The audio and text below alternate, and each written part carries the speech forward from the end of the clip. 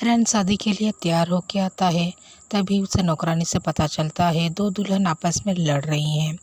तो रैन कहता है क्या मेरी शादी दो लड़कियों से हो रहा है। तब हमें पता चलता है दरअसल रैन की शादी जनरल लियू के बेटी से हो रहा था और जनरल लियू की बेटी तो आते ही रैन के परिवार से पंगा लेने लगती है। ये देखकर हमारा रैन खुश हो जाता है क्योंकि उसे इसी टाइप की लड़कियां ही पसंद है।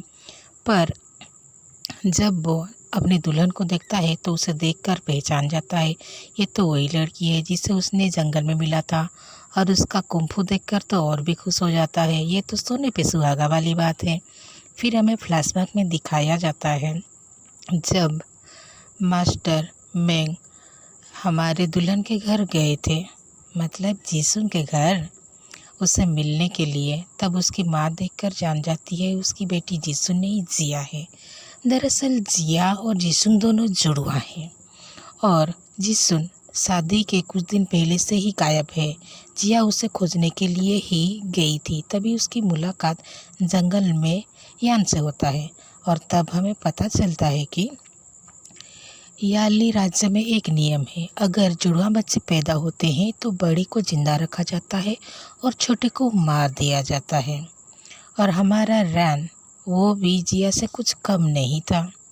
वो अपने मरी हुई माँ का टेबल बाहर निकाल लेता है और सबसे कहता है मैं यहाँ का क्राउन प्रिंस हूँ और जो मुझसे शादी करेगी वो भी क्राउन प्रिंसेस बनेगी।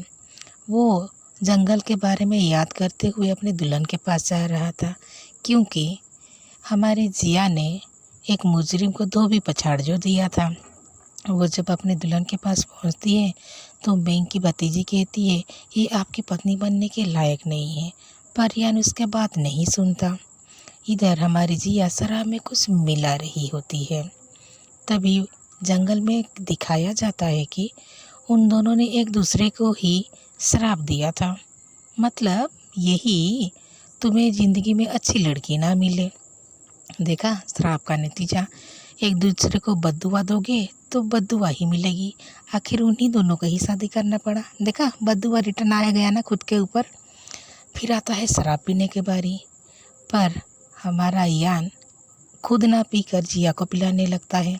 पर जिया को पता तो है ना उसमें क्या मिलाया हुआ है, वो थोड़ी पिएगी।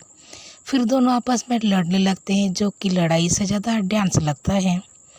फिर हमें बताया जाता है कि उनका भी एक रिवाज है, मतलब वही वर्जिनिटी टेस्ट।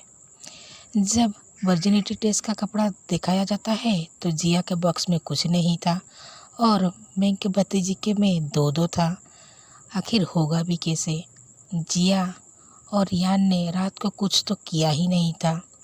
फिर इधर बताया जाता है जब जिया बाथरूम में थी तभी मेंग की भतीजी ने उसका वर्जिनिटी टेस्ट का कपड़ा चुरा लिया था और हमारी जिया ने उसी खूबी के साथ फिर से मेंग के बक्से में अपना वर्जिनिटी टेस्ट डाल दिया था।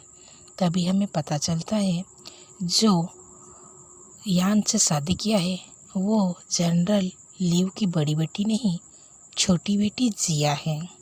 वो अपने परिवार को बचाने के लिए ये सब कर रही थी।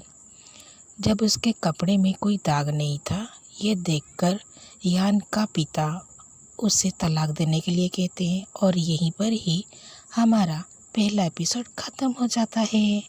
अब आगे क्या होगा? क्या जिया अपनी बहन को ढूंढ पाएगी? और बेचारा यान, उसका क्या होगा जब उसे पता चलेगा उसकी शादी जिससे हुआ है वो उसकी घरवाली नहीं साली है। तो ये सब जानने के लिए हमारे साथ बने रहिए।